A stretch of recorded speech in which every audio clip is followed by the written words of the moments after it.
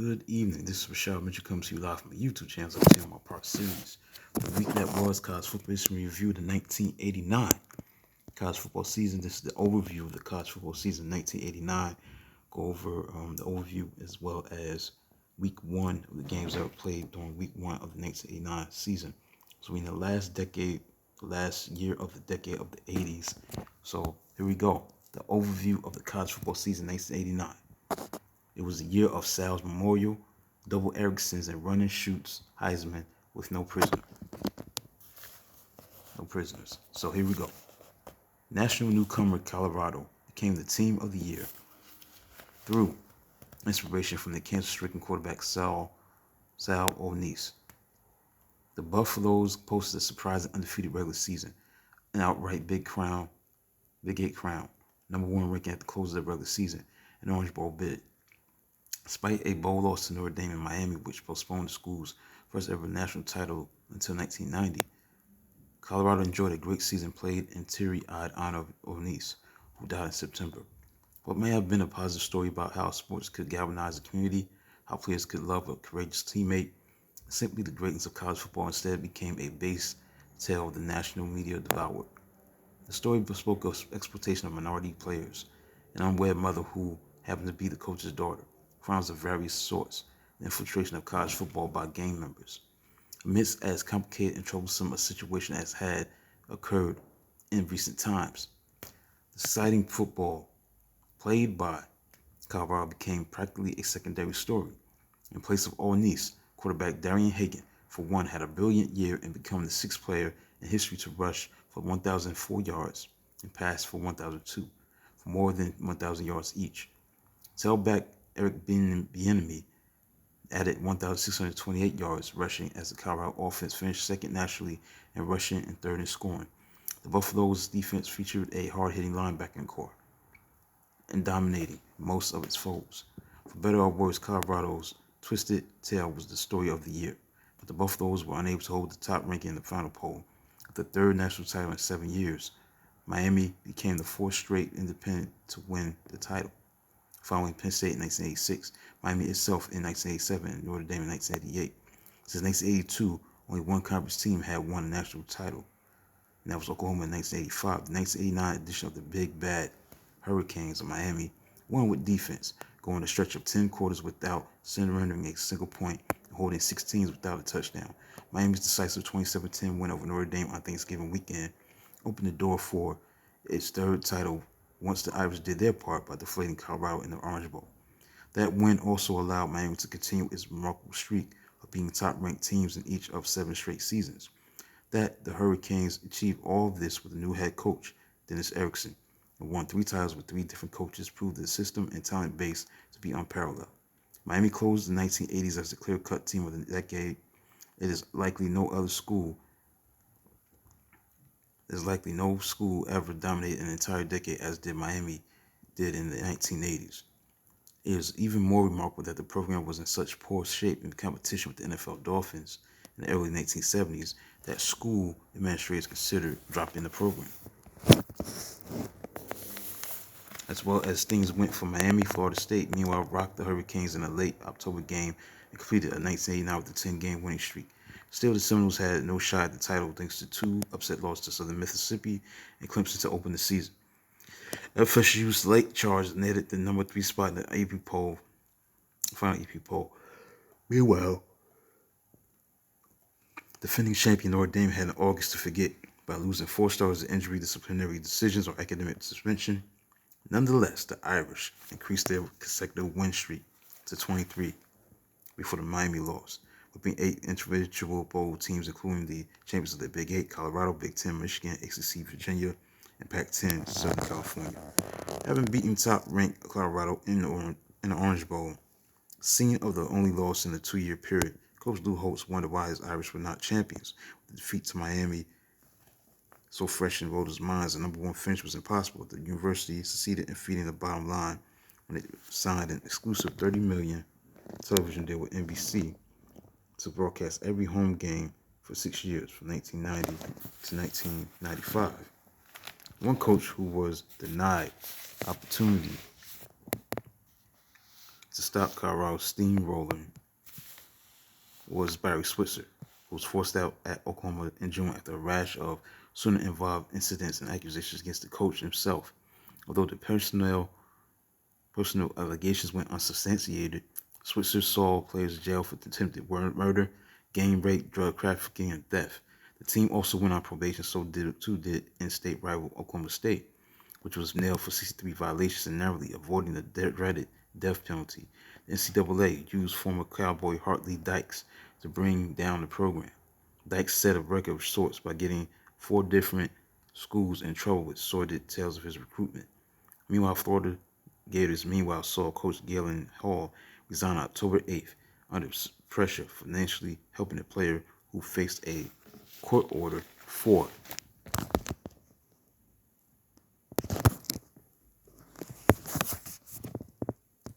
non-payment of child support and supplementing assistant coaches' salaries.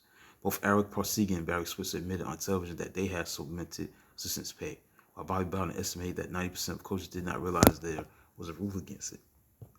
The Gators suspended 4 players for the season for rule violations, including quarterback Cal Morris, who bet on games. On the subject of death penalty, Southern Methodists returned to the playing field from the NCAA's only application of the sentence. On September 16th, the Mustangs beat Division I AA Connecticut 31-30 for their first win since 1986. That was an exciting triumph as wide receiver Mike Bowen tallied on a 5-yard scoring reception on the game's final play. With only 7 Mustangs having previous college football experience, including senior wide receiver Mitchell Gleiber, the only returnee from 1986. The 1989 season was a long one for alumni coach Forrest Gray. On October 21st, the Mustangs started 17 freshmen against the wicked run-and-shoot offense of Houston, which under coach Jack Pardee took no prisoners, as SMU lost 95-21. The Cougars, meanwhile, the eventual national total offense champion, averaged 642.9 yards per game. Set or tied records for single game passing 771 yards, total offense 1,021, and touchdown passes of 10. Quarterback Andre Ware established marks for passing yards in one quarter 340 and one half 517 for scoring passes in a quarter 5. Greg was angry with his former NFL rival Pardee for piling it on. The Cougars would end up piling on 50 points or more in 5 games. Meanwhile, Houston quarterback Andre Ware won the Heisman Trophy despite being an African-American quarterback whose team was on probation and therefore not on television. No African-American quarterback had ever won the top prize in college football, and no player from a school on probation had ever won it. Of interest was that it universally was considered possible to win the award without television exposure. Andre Ware was helped by the sheer weight of his record-setting passing, 4,699 yards and 46 touchdowns. The reality was that black signal callers were here to stay. African-American quarterbacks like Major Harris, Tony Rice, and Darian Hagan finished third, fourth, and fifth, respectively, in Heisman voting. Ware may not have won the award. 246 of 743 ballots did not mention him at all, as much as everyone else lost it.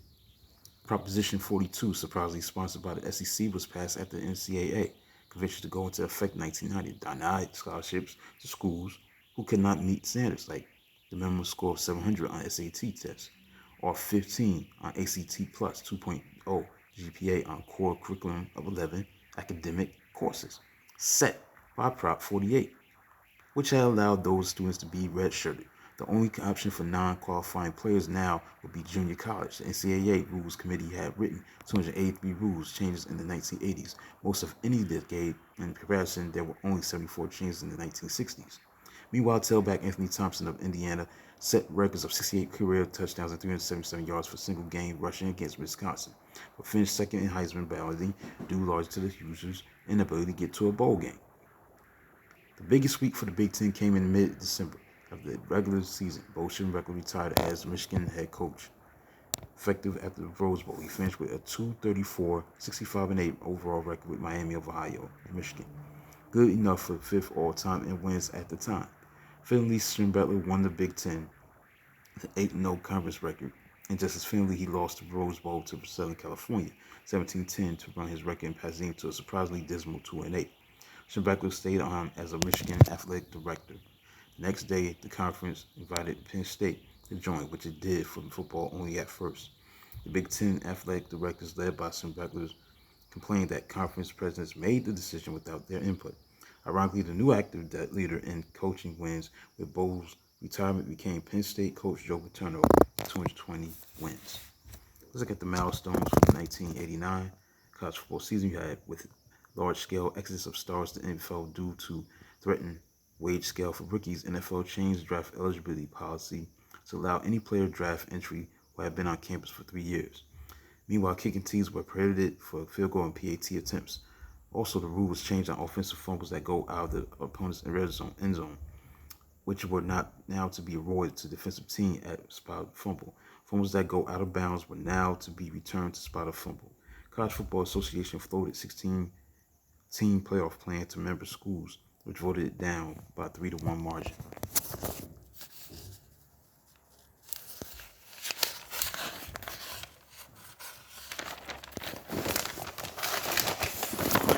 Into a few more milestones. Associated Press expanded the weekly poll to 25 teams. So in 1989, the Associated Press poll expanded weekly to 25 teams, and the Copper Bowl made its debut in Tucson with local Arizona as host team. Now, the longest winning streaks entering the college football season of 1989 was Notre Dame with 12, Florida State with 11, and last but not least, Fresno State and Miami entered the college football season of 1989 with 7. Here we go. Coaching changes that took place. You had Colorado State, Earl Bruce, Cincinnati, Tim Murphy, East Carolina, Bill Lewis, Georgia, Ray Goff, Kansas State, Bill Snyder, Miami, Dennis Erickson, Memphis State, Chuck Stolbart, Missouri, Bob Stoll, Gary Gibbs for Oklahoma, Walt Harris, Pacific, Rice, Fred Goldsmith,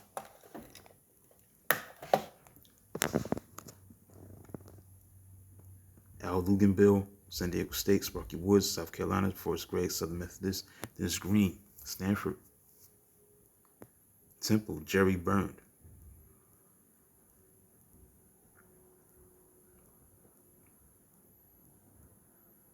R.C. Slocum, Texas A&M, David Lee, Texas El Paso, and Mike Price, Washington State.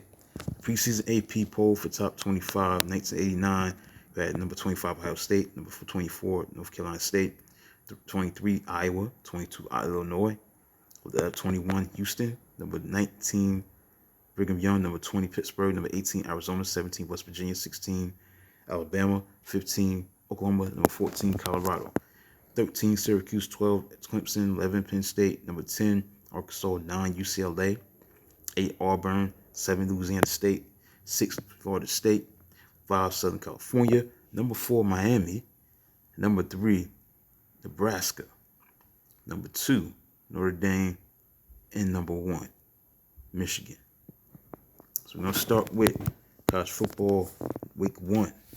The first game of the college football season 1989, September 2nd, the week that was. There was a game that was played on Thursday that was on August 31st, I believe, between Notre Dame and Virginia. Notre Dame won 36-13 in the Kickoff Classic in East Rutherford, New Jersey. And this kickoff's first sellout of the Kickoff Classic. It was the first sellout in the 7-year history. Watched an impressive show by defending champions. Notre Dame quarterback Tony Rice passed for 147 yards and ran for 70 yards, engineered offense that totaled 477 yards and had a 33 halftime lead as a result. Meanwhile, Irish wide receiver Rocket Ishmael caught 5 passes for 121 yards, while tailback Ricky Waters rushed for a team-high 80 yards and opening 2-yard touchdown run. Meanwhile, Cavaliers were never in the game, trailing 19-0 after the first quarter, not scoring until the fourth quarter on a 2-yard touchdown pass from quarterback Sean Moore to tight end Bruce McGonigal. That cut deficit to 33-7. It could have been worse, said losing coach George Wells. We were dominated. North Carolina State, the number 24 team in the country, beat Maryland 10-6. Maryland drove to NC State 17-yard line at game's end, but could not reach end zone as final pass by quarterback Neil O'Donnell, who completed 5 of 6 on the drive, was tipped away by cornerback Barry Anderson. Wolfpack tailback Anthony Barber's 7-yard touchdown run in third quarter proved to be game winner. capping 80-yard drive led by quarterback Shane Montgomery, who completed 5 passes for 54 yards. North Carolina State did not commit a single turnover or penalty in winning key AC battle. Next, South Carolina beat Duke 27-21. Tailback Harold Green ran for 160 yards and 2 touchdowns, and Gamecocks won its coach Sparky Woods' debut. Green set the tone with a 42-yard touchdown run on opening possession. Duke wide receiver Clarkston Hines caught 22nd and 23rd career touchdown passes. South Carolina's kicker Colin Mackey became school's all-time leading scorer, surpassing George Rogers with 202 points. Meanwhile, Florida State, the number 6 team in the country, was upset by Southern Mississippi 30-26 in Jacksonville. Golden Eagles quarterback Brett Favre threw for 282 yards, 2 touchdowns, 2 interceptions, 21 of 39 passing, proved to be heroic, winning game with 2-yard touchdown pass to wide receiver Anthony Harris with 23 seconds left. Florida State, meanwhile, had taken controversial lead as Eagles linebacker Bryant Metters was flagged for illegally batting down ball on blocked field goal. Seminoles kicker Bill Mason was true with second chance for 26-24 lead. Meanwhile, Southern Mississippi turned ball over 3 times within the FSU 15-yard line, which offset a great deal of its impressive 427 yards of offense against titled defense of number 6 Florida State. Quarterback Peter Tom Willis led Seminoles' attack despite losing to Southern Mississippi 30-26. Next, Texas A&M defeated University of Louisiana State 28-16. The Aggies game was the first game under R.C. Slocum as a coach, and it also was the first on probation, and went well as Texas A&M scored 2 touchdowns in a 15-second span late in the fourth quarter.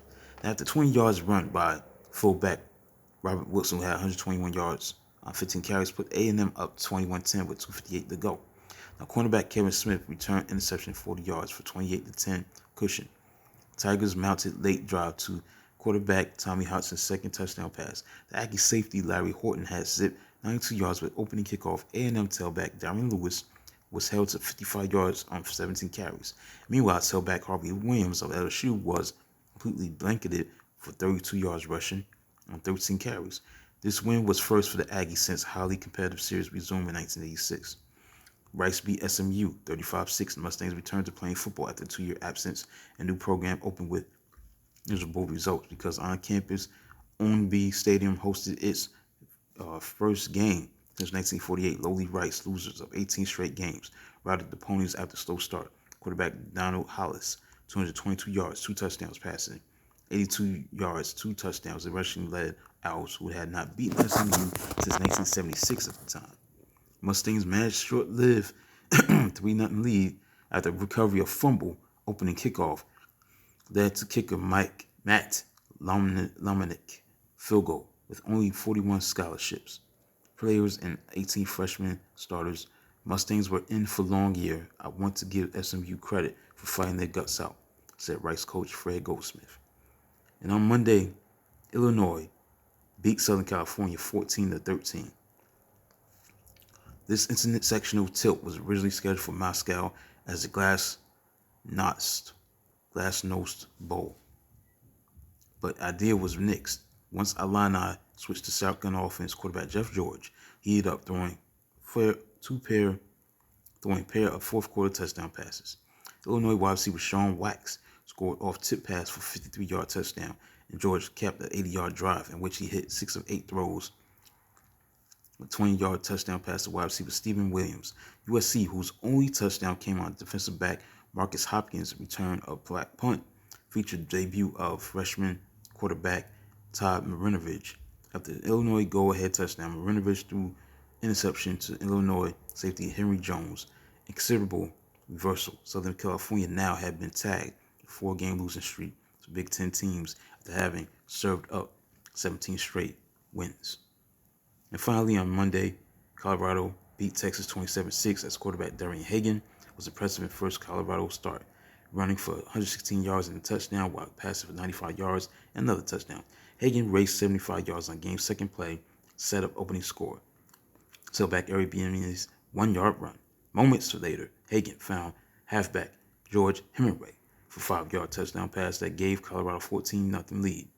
The Buffaloes defense tallied 5 sacks and holding Longhorns to 69 yards rushing. Quarterback Mark Murdoch threw for 148 yards, but Texas had 0 or less yards on 32 of its 68 snaps. So that concludes look at week 1. College football history review the games that were played before September the 2nd, 1989. And the games that were played on Monday as well. September 6th, here are the results of the AP poll for 1989. North Carolina State, number 25, Brigham Young, 24, 23 Pittsburgh, 22 Houston, 21 Louisiana State, 20 Arizona, 19 Alabama, 18 Southern Mississippi, 17 West Virginia, 16 Florida State, 15 Texas A&M, 14 Syracuse, 13 Southern California, 12 Penn State, 11 Illinois, 10 Clemson, 9 Colorado, 8 Oklahoma, 7 Arkansas, 6 UCLA, 5 Auburn, 4 Nebraska, 3 Miami, number 2 Michigan, and number 1 Notre Dame. So that includes look at the overview of the college football season 1989, the milestones, some of the milestones, as well as the AP poll, which reached to number 25, as far as 25 teams expanded, and the games that were played for September 2nd, 1989, and the games that were played before that day. Notre Dame played, I think, August 31st. That was on a Thursday. And then I get 2 games on Monday, Colorado, Texas, and Southern California, Illinois. Please like, subscribe, comment on the channel, do a video with this matchup on Thursday. Until then, talk to you soon.